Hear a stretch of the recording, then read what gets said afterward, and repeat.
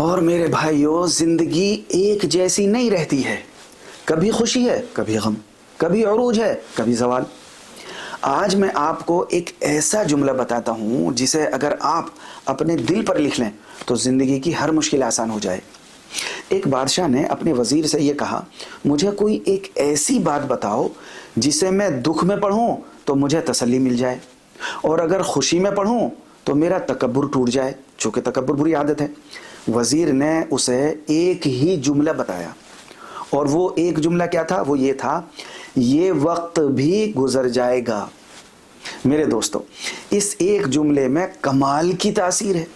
جب آپ پر کوئی بہت بڑی مصیبت آئے یا پریشانی ہو، بیماری ہو، تنگی ہو، کچھ بھی ہو، تو بس یہ سوچ لیں کہ یہ وقت بھی گزر جائے گا۔ آپ دیکھیں گے کہ آپ کے دل کو ایک عجیب سا سکون ملے گا، آپ میں صبر پیدا ہوگا کہ یہ ٹائم ہمیشہ رہنے والا ہے ہی نہیں، گزر جائے گا۔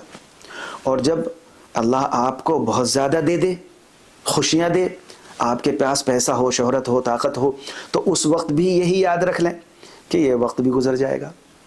تو یہ جملہ آپ کو اترانے سے اور گھمنڈ کرنے سے روک دے گا، آپ کو تکبر والا نہیں بننے دے گا۔